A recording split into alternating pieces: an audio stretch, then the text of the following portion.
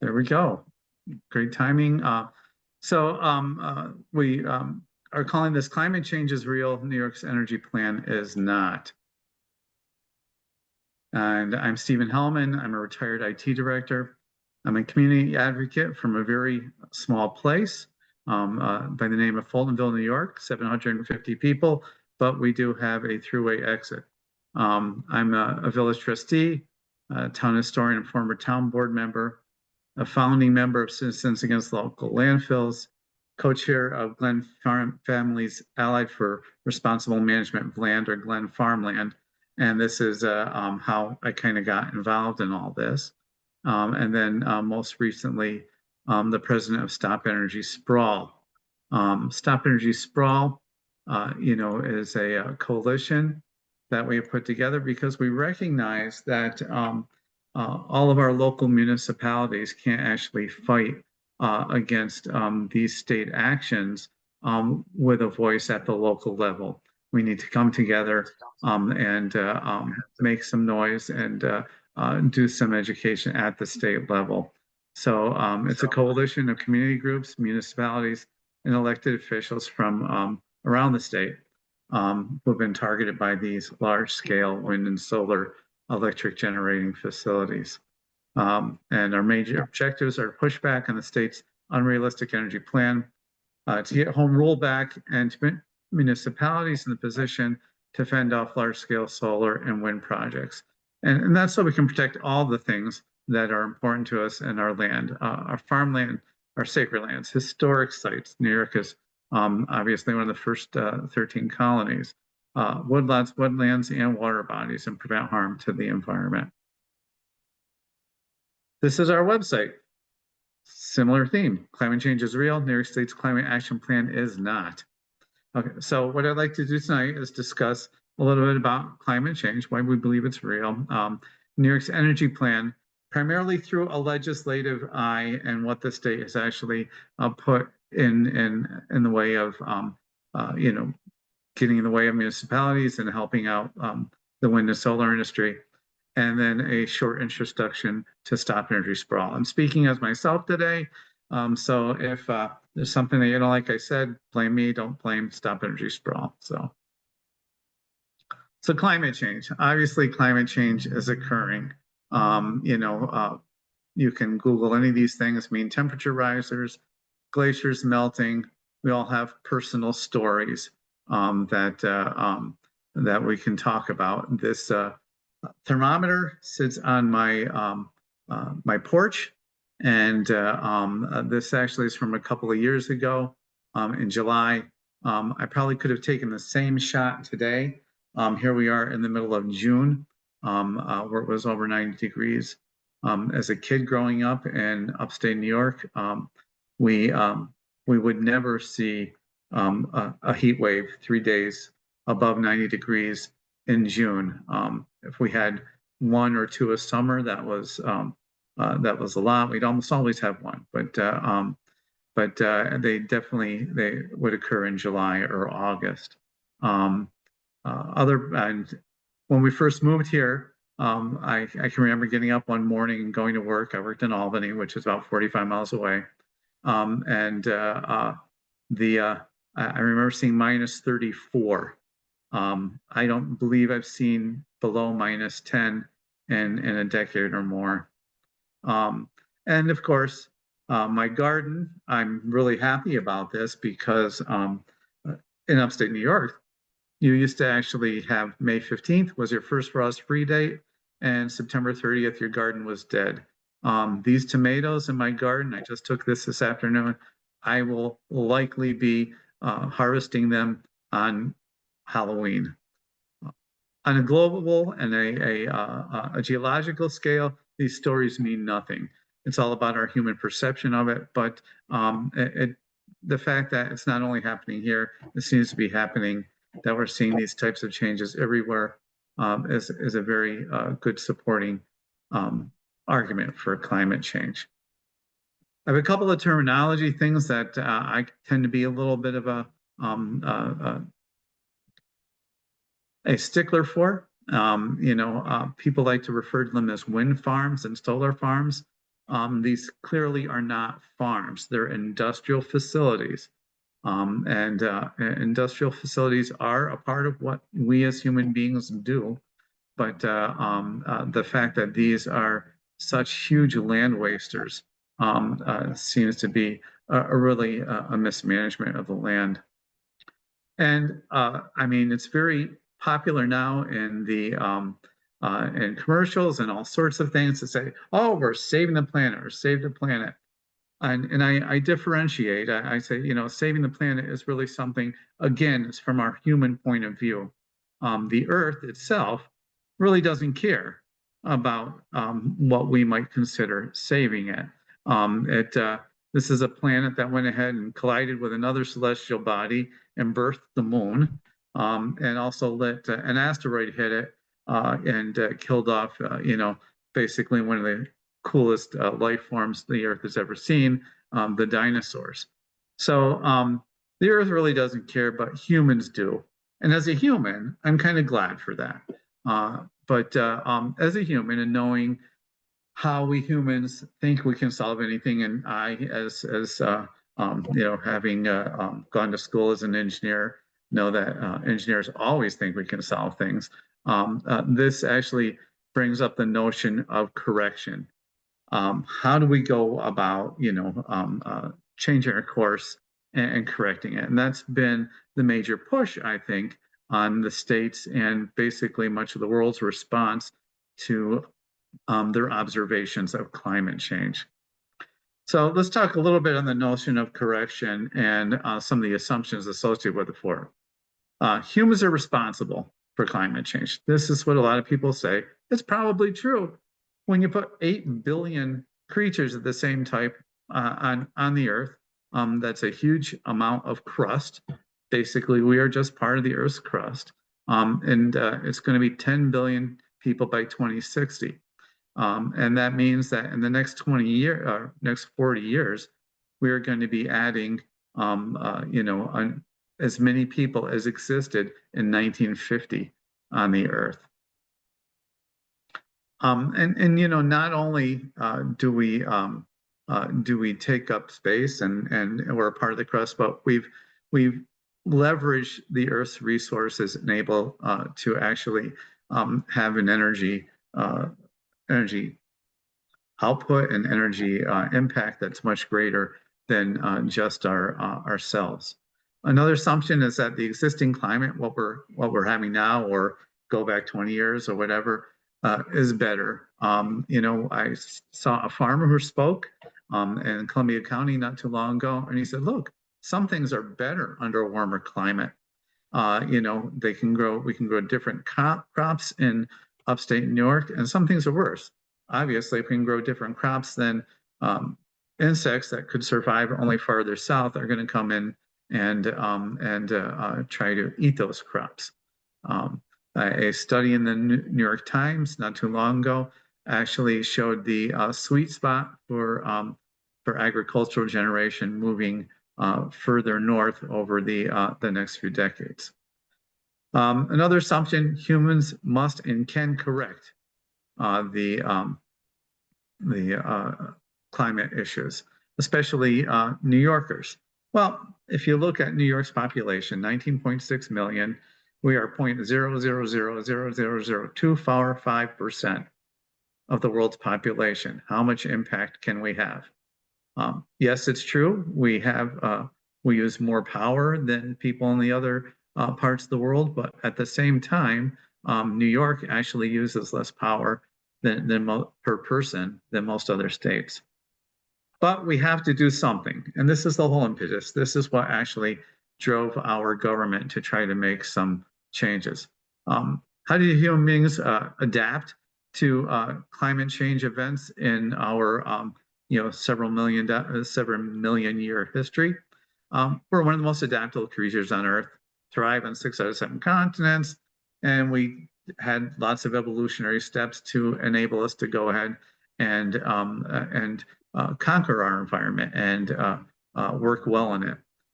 We learned how to shape our environment to keep us warm, to keep us safe, to keep us fed. But not this time. We don't want to change anything. We don't want to move from our favorite places, houses, and places that humans in past centuries would never have built. And we don't want to sacrifice anything except perhaps other people's communities. So the state's obvious answer is wind and solar. Well, we're reutilizing an energy source that we're already receiving. We don't have to convert anything. We don't have to, I mean, this is the thought process. Is it true? No. You know, it ignores a lot of things. It ignores the massive build out required and the potential scarcity of materials to build the facilities, these energy generating facilities. It ignores the intermittent nature of wind and solar so that it's not always available and requires backup and other things. It ignores virtually other renewables like hydro and nuclear, which is much less land intensive than wind and solar. It ignores the rights of the communities they want to foist this upon. So the state's answer also ignores that wind and solar aren't great in New York. These two maps, courtesy of Mr. Shu and the folks that he got them from, you know, show on the left the average wind speeds at the height where you would actually have a wind tower. And as you can see, the highest parts are in the purple, the red, and the blue, and you see very little of that in New York State. On the right, you see the direct solar that is available to places within the United States for solar. And obviously, again, the oranges and the reds and the dark reds are the best places for that. New York, and I'll steal a line from Keith here, actually compares very favorably with the south coast of Alaska. So climate change is real, but New York's laws fail to address it adequately or equitably. It targets low-income rural communities who often don't have the resources, tools, talents, and techniques to defend themselves, enables, enriches incompetent, aggressive developers, it sends New Yorkers hard-earned dollars out of state and out of country with little economic benefit. It will fundamentally change the targeted communities, and it'll destabilize the grid. So here's an impact from a review I did in 2021. There were 72 tier 1 projects at the point in time. And tier 1 projects, when I use that terminology, these are large scale renewable projects for which NYSERDA, actually the New York State Energy Research and Development Authority, has issued an RFP and gotten a proposal back from developers and have made a commitment to fund that project by buying the energy it produces and by paying for renewable energy certificates. There were 72 projects in the October 2020 review, 22 developers, 15 of those developers were out of state and 3 of them were foreign. So over 2/3 of the developers were out of state or foreign. I'll say this again, but that represents a real transfer of riches, transfer of New Yorkers' wealth out of state. So New York's climate action legislation, everything bad happens in the budget. New York's lawmakers use cover of budget for their energy plan. This consists of multiple pieces of legislation throughout, right up until this year. And it's cloaked in misrepresentations about health outcomes, reduced costs, and the ability to meet demand. So it started with RPTL 487, Real Property Tax Law 487, that said that wind and solar facilities are exempt from property taxes. All of them exempt from property tax. However, it did enable municipalities to opt out or require a payment in lieu of taxes. Those pilot payments, by law, must be less than the tax that this municipality could charge. It didn't say much about host community benefit agreements, which have come across now as an alternate way for municipalities who are up on them to perhaps get some other benefit from these developers. And communities must respond to a notice of intent that's received from the company, or they forfeit the revenue. This is a sticky widget. In Clay, New York, just out of Syracuse, they estimated that they lost $800,000 in tax revenue to a solar facility because local officials did not respond in time to notices from the developer. Per the supervisor, town leaders at the time were overwhelmed by an onslaught of proposed solar farms, and developers flocked to the town for its combination of available farmland and big transmission lines. Any town like mine that's on some of the larger transmission lines is vulnerable to this sort of thing. Small towns in upstate New York do not have a lot of administrative depth, and these companies come in and they know a lot about the town. I use oftentimes what I call the parable of the squirrel and the bird feeder. These towns, these developers have actually gone in and looked at our towns. They know everything about it. They've talked to a lot of the people in the background. They've talked to the people that they're going to lease from. They and they know what the political landscape is in the town. That's very similar to the squirrel who spends 24 hours a day almost looking at that bird feeder, trying to figure out how to get to the seeds in the bird feeder. Where how much time did we spend buying that bird feeder? Well, maybe we went to Amazon, somebody gave it 4 stars, we looked at a couple others, bang, we bought the bird feeder, right? And so now when the towns actually find out about the that the developer is interested in and they're coming to your town, you're already behind the 8 ball, just like Clay, New York was. And this one was Section 94C. This was actually enacted during the budget, and it targets rural communities. Created the Office of Renewable Energy Siting to expedite approval of solar and wind projects greater than 20 megawatts. It replaced Article 10 in this in its role here. ORES has the sole discretion to cite new large-scale renewable electric generating plants. It can dismiss local laws it considers unreasonably burdensome. There's no local representation in the decision. It preempts environmental review under seeker, and it limits review to 1 year if the review takes longer than that, the project is automatically approved. Discriminates against small communities, removes home rule, and severely limits local input.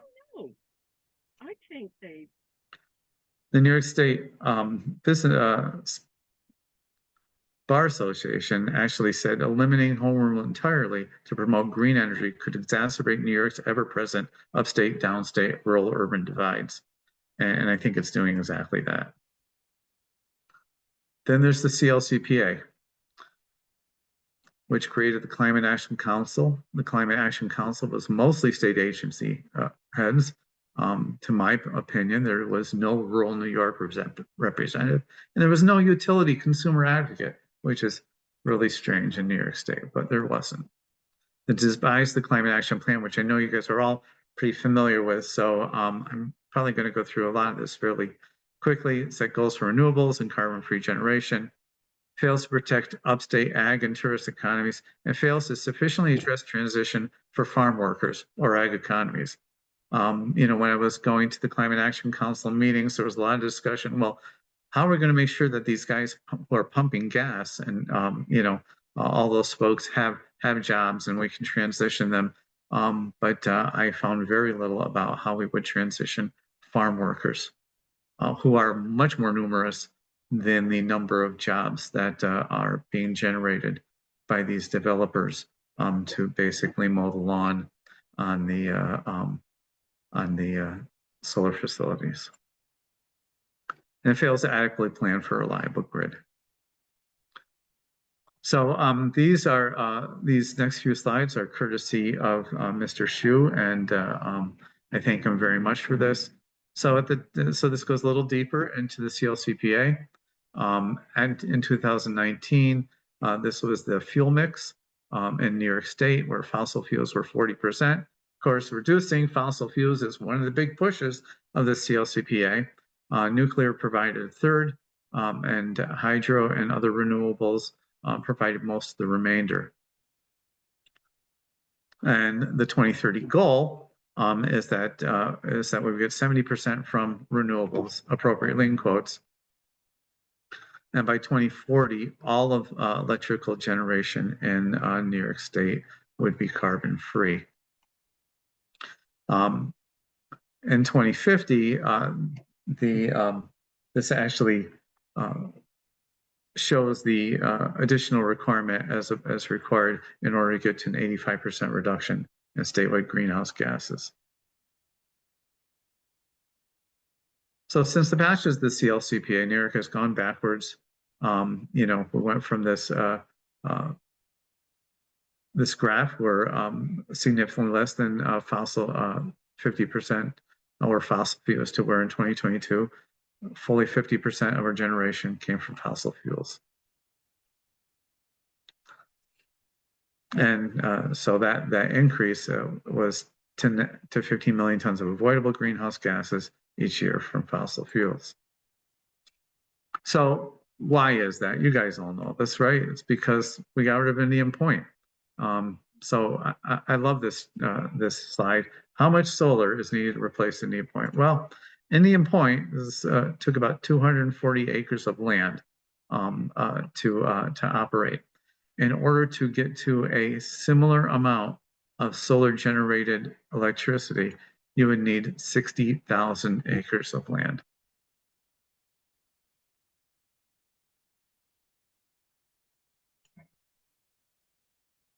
How much wind? Wind takes a lot of acres too. How much wind to replace Indian Point? 1,307 wind turbines at 5 megawatts each.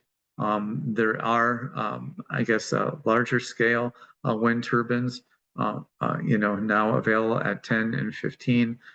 You can do the math. That's a smaller number of turbines, but certainly, it's a huge amount of investment of land and material in order to replace Indian Point.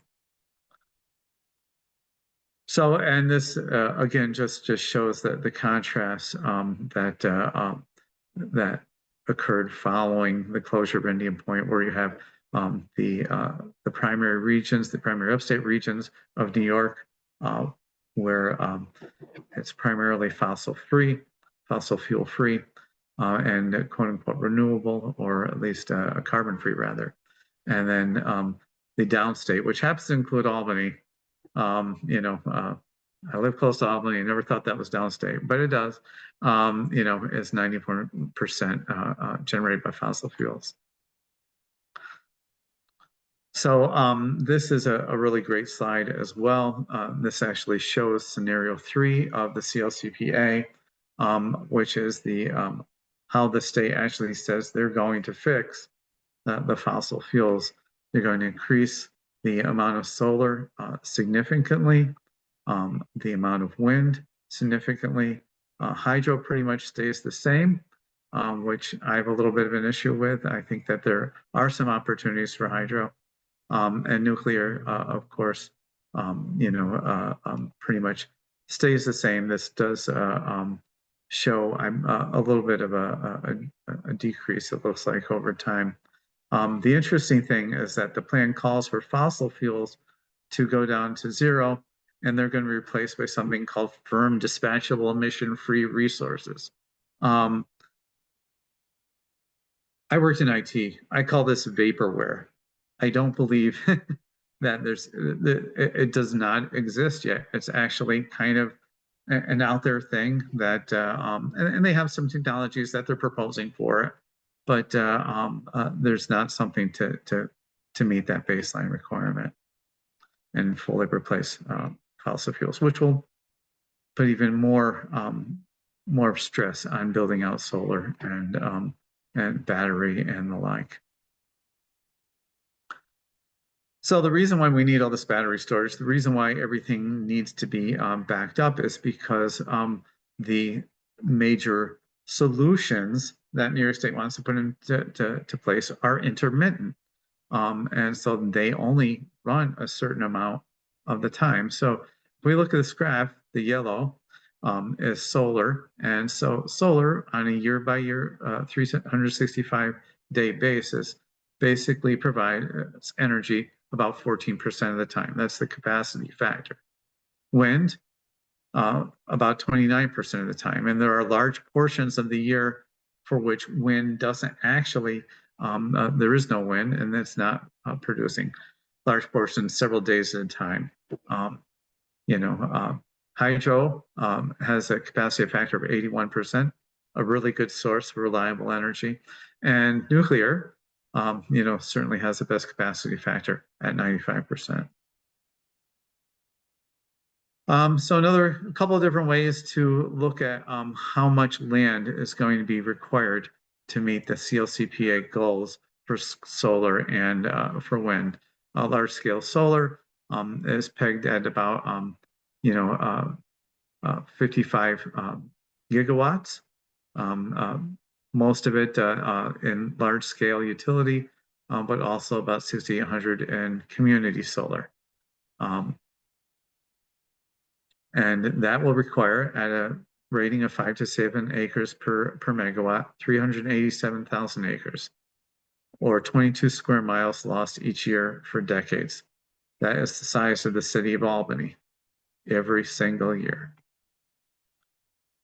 For those of you who may not be familiar with Albany, a New York farmer, a very prolific Twitter person, asked, how many acres upstate farmland will have to go under solar panels to meet solar goals? And Chris Martin, who is very knowledgeable in these things, says that we'll need about 327,000 just of farmland acres, right? So his number before was about the acres of land that would be needed. If you just looked at farmland, it's 327,000 acres.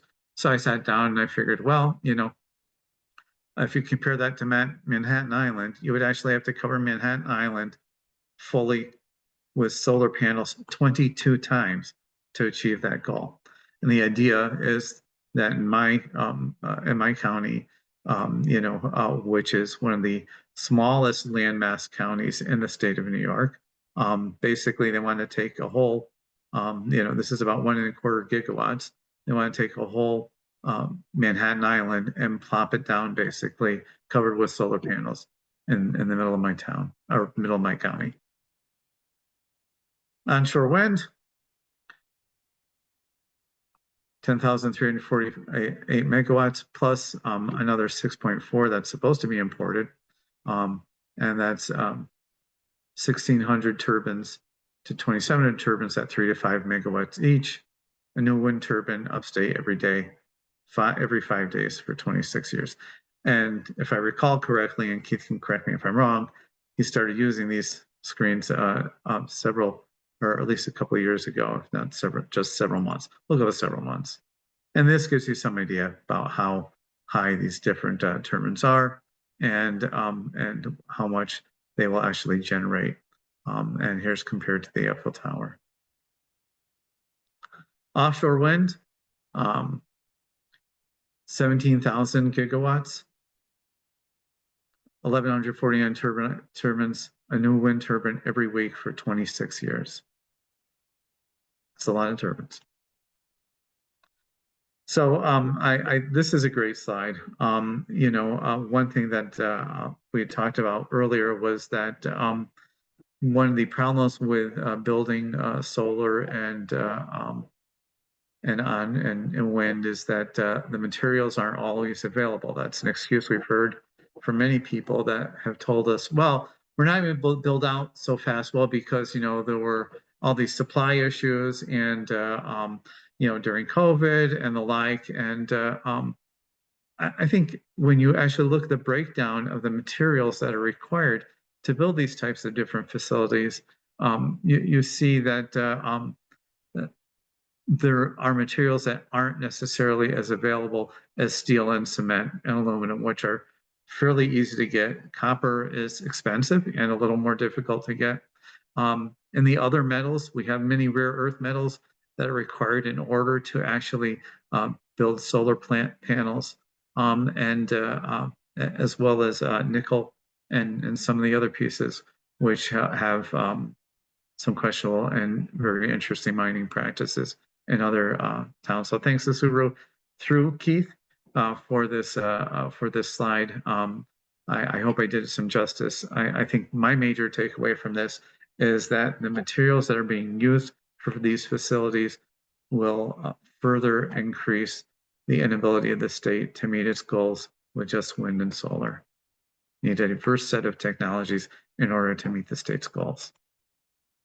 So the CLCPL goals clearly cannot be met. This is my idea of a state legislator head in hand saying, how do we save it? You know, we've told everybody that solar and wind is going to do this, and you know, and they all love the idea, right? So they turn their focus on how to save it. They doubled down on intermittent wind and solar. In 2021, they created RPTL 575B, which are more incentives. It gives wind and solar special property assessments via a new methodology.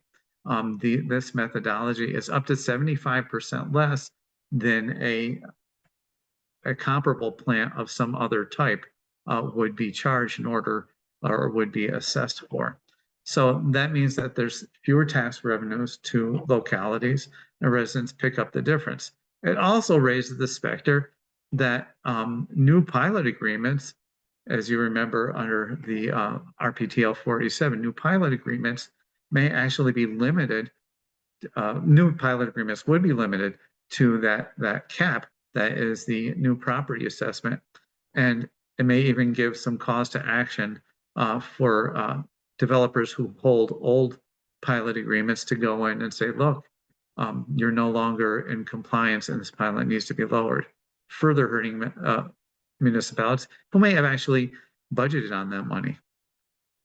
In 2023, this whole methodology that we're talking above was exempted from the State Administrative Procedures Act. A group of Schoharie County towns had actually gone to the state and sued them and said this assessment methodology is no good, and they didn't follow SAPA, and it should be thrown out. And the proceeding was going apace, and during the budget, and these all happened during the budget, right?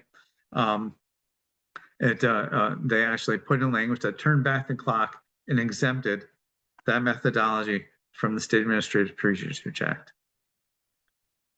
Again, in 2023, NYPA was directed by the state legislature to develop renewable electric plants if the industry isn't fast enough.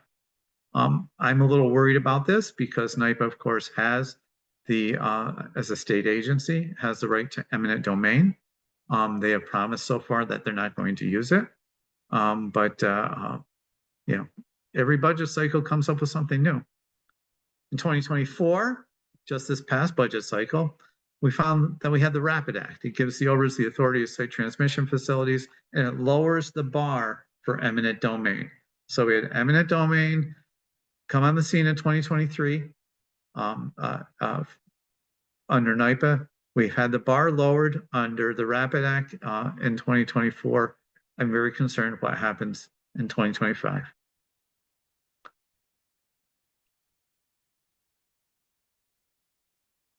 So we'll talk a little bit more.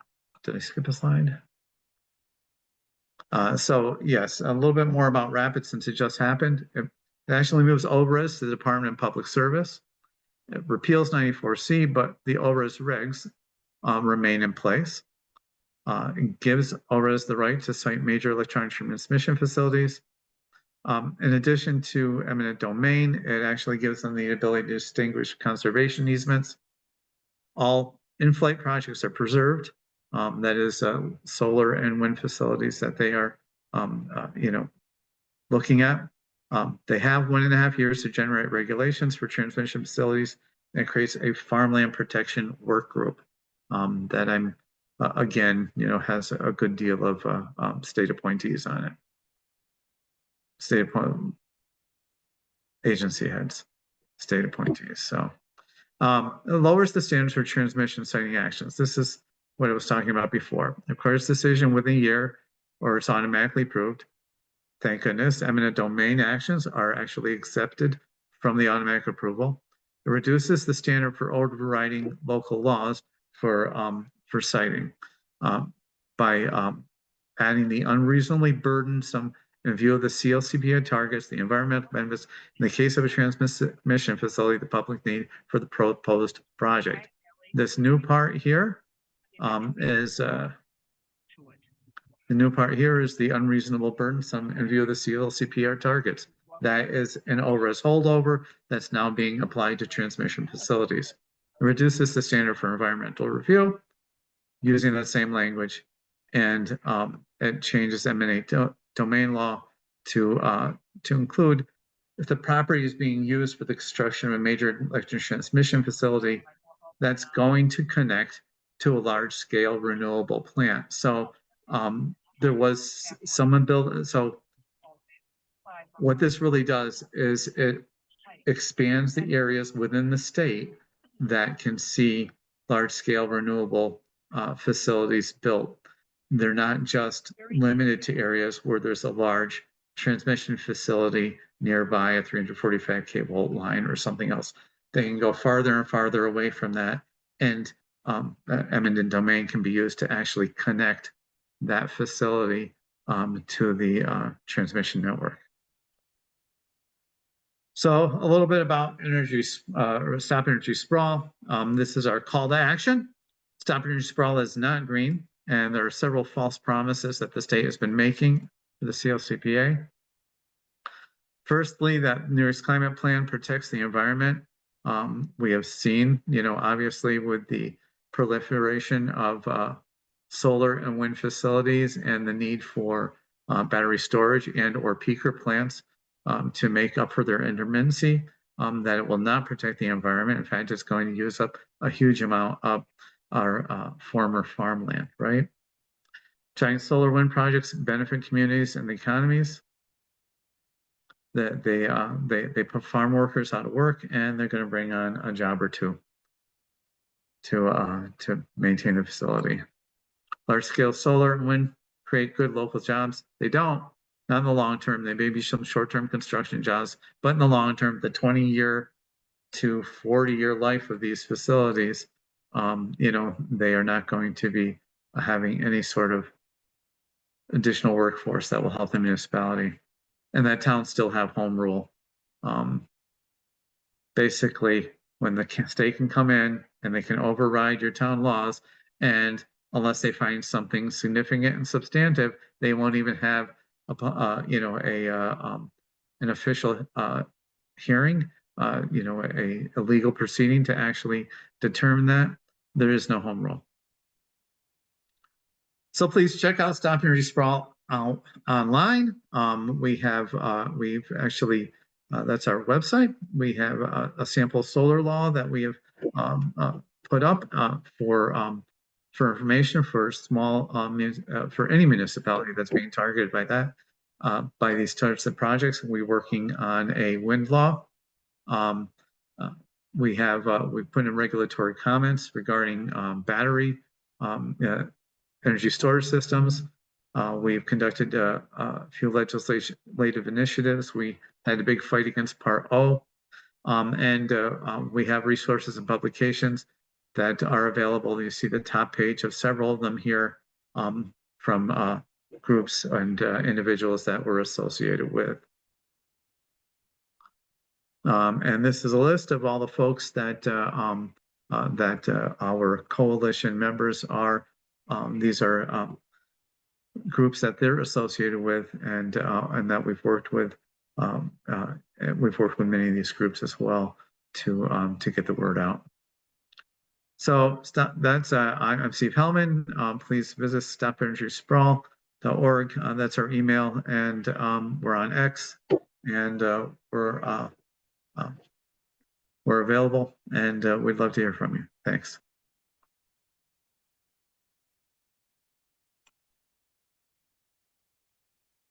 Thank you very much, Steve. This was very good. Nobody has put in questions yet in the chat. Does anybody want to speak up and bring one? I have a few notes that I would like to dig into. but I don't need to go first. Maybe I'll go first. Ryan, and I muted a few people here, so make sure that you're unmuted when you speak. I like that you had the bit about focusing on humans, not the planet per se. The humans on the planet are what we care about. I think that people need to say that more often. And I think this is like a difficult needle to thread. The idea of talking to different types of people about climate change, and I think that we all have different perspectives on this, but like the role of catastrophizing and how sometimes overstating a problem can lead to overstating the solutions. To say, oh, we need to build nonstop solar and wind projects everywhere. That's the only possible solution because the world is going to end tomorrow.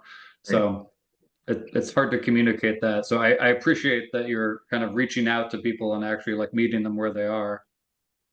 Yeah. Oh, and my only little note was you were talking about the problems of solar and wind, and I think one thing you might want to add is on foreign supply chains, overly reliant on China, especially. Yeah. So it seems like if you're trying to appeal to a broad audience, anything that is, for better or worse, anti-China or anti-Russia will get their attention. But great presentation, a lot of detail. Well, thank you. Yeah. Len?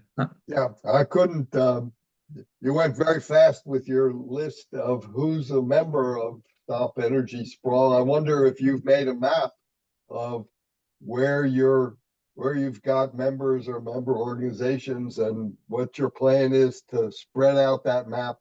In particular, I'm thinking about how far downstate. I would think you could get even into Westchester. Well, I think, as we see more action towards siting battery energy storage sites, which which don't take up as much land, but we've seen several BESS fires, and especially the places that have volunteer firefighters instead of a professional firefighting force, where you have folks, regular everyday folks who have jobs and lives and families who have to sit on one of these fires because they don't go out by themselves. I mean, you can't put them out. You have to wait for them to go out by themselves. So that's often days that they have to sit these fires and make sure that they don't spread anywhere else. I think we'll see certainly a lot more interest downstate. But that said, we are a statewide organization. We have one of our more recent groups that we've gotten in touch with is Protect Our Coast, Long Island, New York. So that's been very nice, and they're a very active group. I'm really very happy to have them. On the other end of the state, we go to Chautauqua County. We have folks from Niagara County, and certainly the Mohawk Valley, and Upper Hudson is well represented. We have Columbia County, and folks from Columbia County and from Montgomery, Otsego, Herkimer. Yep. Good, excellent. Right. I have a specific question about RTL 487. You mentioned that municipalities can opt out. Does that mean by opting out, they can go back to their own way of calculating and assessing property tax? So not anymore. So they would opt out of the exemption, that everything is exempt, and you could actually have put a pilot in there, or rather, you can actually go ahead and just assess it and tax it as a regular property, yes. But when 575B came in, many of the folks who were using a methodology, and they were charging about anywhere like $780 to $1 million a megawatt. That was what a lot of the valuations were coming in at. And the state's methodology is usually somewhere between like $200,000 and $300,000 a megawatt for these same facilities. So it's a real decrease in the amount of dollars that are available to municipality that is quote unquote hosting this facility. as a follow-up. Yeah, I can add something just for clarity on that too. That so under the Cuomo administration, like Steve said, there was the default was that you don't have to pay taxes if you have solar and wind for a number of years. And but then you could opt out of that. So many counties and towns, tell me towns were actually doing that, actually opting out, that the wind and solar industry had to come knocking on Hochul's door and said, you got to do something about this. So then they changed the appraisal process. So the amount of revenue that the local towns could collect would be a lot less. And like Steve said, that was challenged. And then there was another automatic instatement of that the next year under the budget. Yeah, part in, yeah. Would this tax revenue on these like reduced assessments, would that still be higher than the tax revenue that the municipality would get out of farmland that is not converted to a solar or wind facility? I think that's generally true, yes. So the state will say, why are you complaining? You are going to be better off by turning your farmland into industry. Which is not true. I mean, actually, I have some other slides that we can talk about, but basically there's several pieces to unpack here. So sorry if I don't hit this all at one point, but you know, when you're in an ag economy, right, and you know, you have spillover effects from any sort of ag economy, and you know, the farmers need to buy seed, they need to buy equipment. You know, their workers live in the community, they add to the enrichment of the actual community. So there's you know, an impact of land that's being actively farmed that's not just a, you know, a tax benefit, right? And so that all goes away when that land is paved with glass and steel. Because you know, you end up with 2 or 3 jobs, basically you know, maintaining the facilities. The workers go away. The market for seed, the market for fertilizer, the market for farm equipment is heavily reduced, and the revenues, our state revenues, you know, are not going into that farmer who's local. It's going to an out-of-state or foreign company. And it's actually a wealth transfer out of the state and out of the community. And I haven't even touched on tourism, you know, I mean, yes, yeah.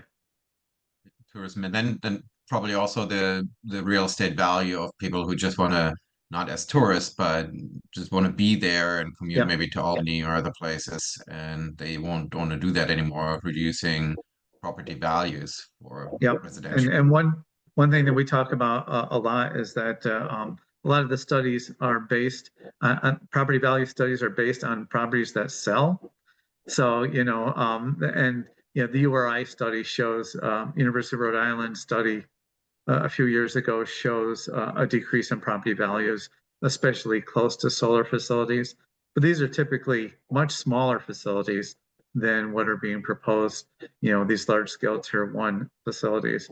But we had a realtor speak at one of our meetings in the town of Glen not too long ago. And she pointed out, but what, you know, people will put their properties up and they just won't sell.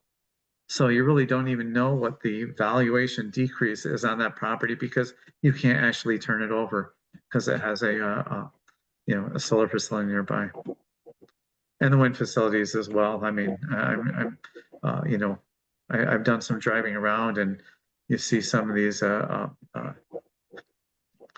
turbines right next to people's houses, it seems. I have another follow-up.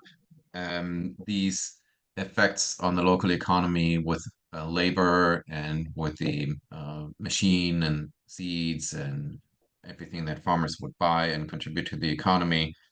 That, however, would be proportional to the effect on the land. I understand that some communities would be heavily affected by that when like a third of the farmland in one community is being turned into a solar field. Statewide, if Chris Martin is right, only 5% of the farmland would be affected.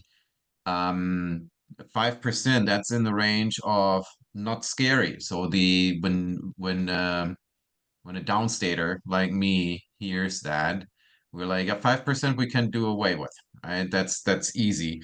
So I tried in some years ago in other discussions, I brought up that when we convert our farmland to a solar field, that means that that food still is going to be produced somewhere. And if in doubt, I think that will be coming from Brazil, where rainforest is being turned over into agricultural lands. Yeah.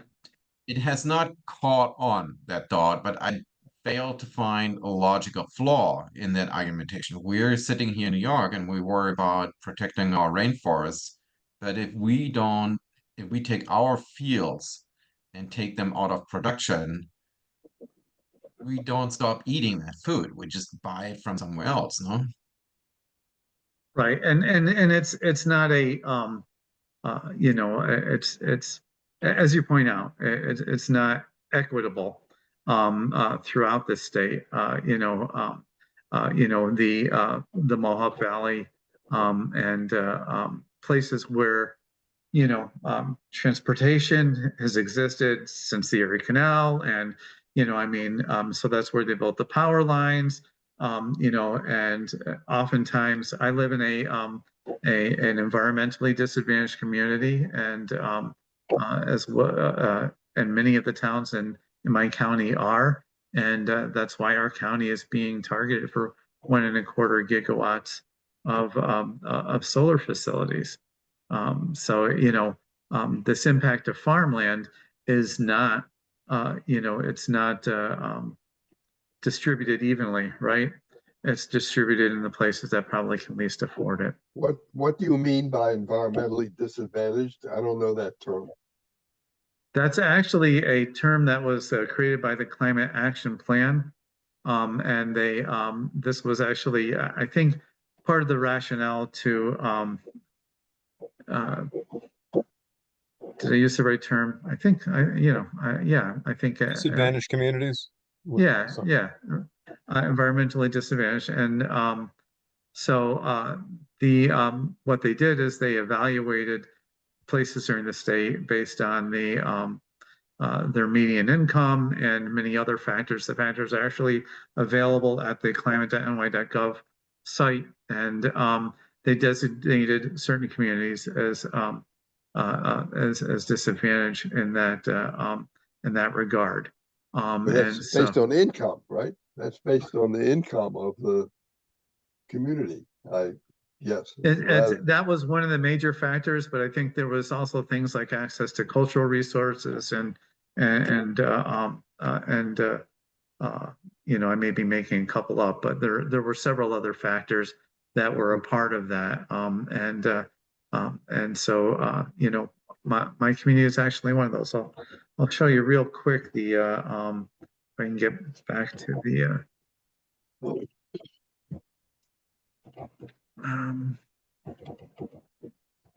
so this is from a different presentation that I've done, but this is the latest of the facility that's that's actually suggested here in the town of Glen, where I live. And as you can see, it's massive, and it's a very large portion of our town. And this is only mill point 1. They have a mill point 2 that we don't know what the footprint of is going to be. This is a 250 megawatt facility. There's another 100 megawatts in mill point 2. Next door in the town of Root in Canajoharie, they're suggesting 300 megawatts. So the distribution of this of the economic hardship is not evenly distributed.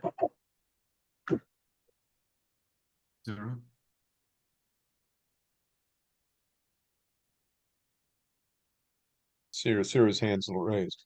Oh, hi, Cyril. Yeah. Thank you for the use of your slide. Question. So I appreciate, again, much like Eric, I appreciate your mentioning the human aspect of it. Like, we enjoy quality of life that many people on the planet do not. And I spend my days trying to figure out how to get like everybody else also to that level of development. And so what that means is so the environmental movement, the conservation movement has largely been successful at curbing pollution, curbing kind of the rivers were catching fire 30 years ago, etc. So that's been a success in curbing, in saying no to kind of pollution, no to sprawl, I guess. But we also, like, in order to have the nice things that make life good, we need to have the factories that build our cars. We need to have the energy sources that provide the kind of underpinning. So how do you, or like, are there technologies, or are there kind of facilities or activities that you are pro as opposed to anti? So I think when I first met Keith at a climate action committee meeting, I said we needed the first set of technologies to meet our energy needs, and I think that's really the best way to look at it. I mean, we can't rule anything out, but we have to use the very best technology and the best engineering methods to figure out the best solutions that are best for everybody. So, and how, I guess, is the mission? So I guess I'm not saying you personally, but like, how, like, is part of Stop Energy Sprawl trying to move people towards the technologies or the solutions that might kind of help reduce the land footprint of our energy infrastructure? Because we can't just rely on New Jersey and Pennsylvania to give us power. We need to kind of produce it somewhere. right. Well, we signed on to the we've signed on to the joint submission by several of our groups, and Stop Energy Sprawl actually adopted that back in I think it's October or November of 2023, and that was sent into the PSC case 15-E-0302. So, what we really want to do is make sure that every municipality gets its say, and we want to give them the tools and the knowledge in order to make that happen. So, I mean, if a municipality is all for a large scale solar facility, then that's great. I mean, I don't think that we would say that that's a bad idea on their part. We want to make sure that they're well informed and they're not being taken advantage of by developers and by state legislation. Yeah. Thank you. And I think if you look at that PSC filing that Steve was talking about, you'll see it does talk about solutions and, yes, reliable, high capacity factor solutions, hydro and nuclear, are both prominently discussed in that document. Yeah. Steve, I have one question here. Do you win any of the battles that you engage in with Oris? And how do you do it? Or is this more a game of whack-a-mole that you make it so hard for a developer that they move to another community, and then when all the easy pickings are finished, they will come back to your community, or the one where you thought you won like 5 years ago, and there's the developer again, and now they're pushing through. So that's why we created a coalition, because we realized that the whack-a-mole game is not a particularly good one. Obviously, you want to make sure that your community's unique characteristics are well known to the regulators, and if you're trying to fight one of these facilities, we want to help give you the tools to do that. That's why we did the solar, the sample solar law. But we have started talking with state legislators, and we plan to continue to do that, because really all that puts these local communities at risk is in state legislation. I mean, you know, I went through several different pieces of legislation, and those were make those communities vulnerable and put us at risk. So only if we have a coalition of all of our communities that you know, will help the state see that they need to put a diverse set of solutions in, can we actually make any progress and protect our communities? These Does that sample answer the laws, how do they question? work? Sorry. What makes them successful? These are community laws, right? In a town or a township, they enact something and that prevents, Well, that so stops from that rumors. point of view, yes, it's, I mean, you know, I refer to them as hurdles. You know, in the ORES proceedings, the Office of Renewable Energy, the developer, the proposing a plant actually has to write a rationale to actually go ahead and say why each of these, you know, community laws is you know, overly burdensome in the light of the CLCPA goals. So, so that's an additional cost, an additional time factor, and whatever delay that we can make occur on these individual projects gives us greater opportunity to perhaps influence the legislature and show them that they're spending a lot of money and they're you know, making life difficult for these communities and really, you know, hurting the quality of life in those communities. Yeah, cool. I mean, there was one success story, one project where ORES actually went ahead and said no to the project, but that was kind of a special circumstance that happened in Columbia County, the Citizens for Sensible Solar for rural New York. You know, they actually went ahead and uh, um,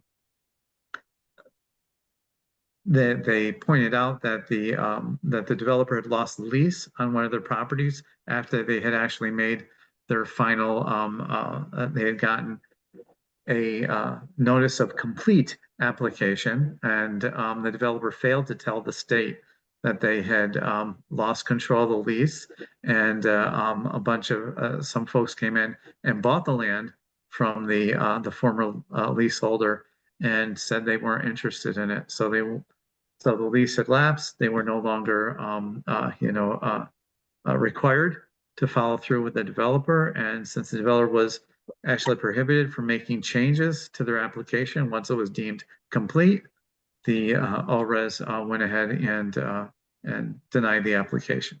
That said, here they are 4 months later, back at the door with a smaller project that they're looking for ORES to go and approve. So just as you predicted, that they're gone for a little while, but then they're back. Is that Shepherd's Run that you're talking about? Yeah.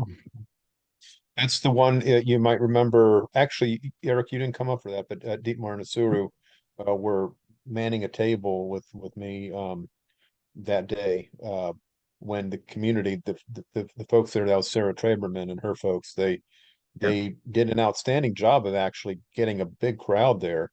They had what's his name? James Hanson. Hanley. Oh, Hanley, right. Yeah, he was one of Yeah. the speakers.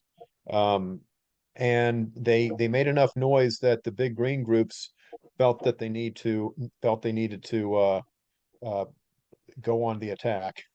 So some of them showed up to argue, but I think the community there actually stood up for themselves pretty strongly. So that was an interesting showdown there.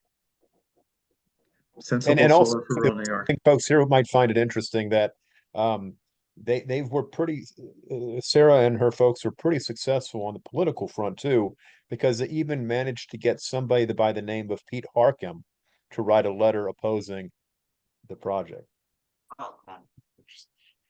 We have a question from Brian here in the chat. He is asking whether there are any plans to bring back Storm King hydro storage. Seems like these renewable large scales are more damage.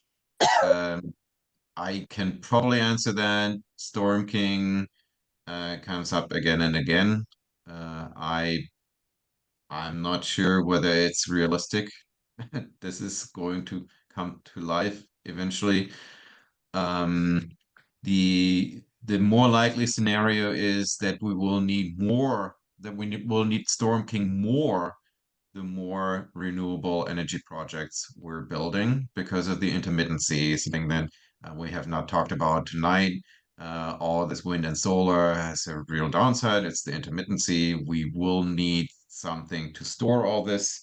Batteries won't do the trick. It will have to be hydrogen, and maybe people will bring up again Storm King.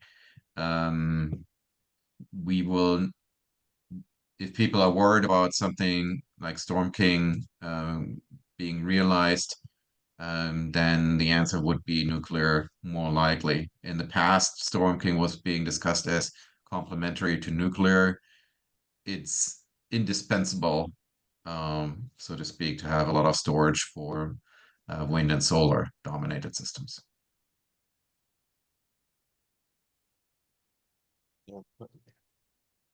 I think We're most of us here probably feel that the direction we're going in, there'll be a lot of wind and solar built.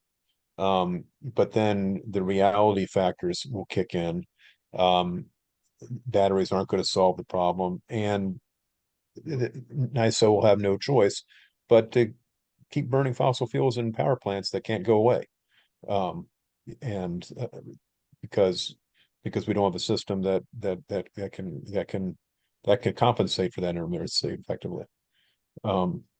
So that's what we're looking at, unless a reliable form of energy that is also high capacity factor and dispatchable or base load all the time. What do you have in mind there, Keith? It's I somebody call it about the same- vaporware. No one will ever Vaporization. All right. I think I think we're done with the questions. I don't see any more hands up. Thank you very much, Steve, for being patient with us and educating us on your fight upstate and Thank you for protecting inviting rural me. communities and their rights, most importantly. Thank you very much. Okay. Yeah, thanks, Steve. We really like having a wide variety of people involved with Nuclear New York, and we have a lot of strange bedfellows with union members and climate marchers and people with business startups, and you're kind of the perfect representative for upstate. So happy to Well, thank have you. Yeah, you know, but we need to find common ground in order to get better legislation at the state level, you know, Yeah. so, yeah, Right. Thank you. Okay. thanks.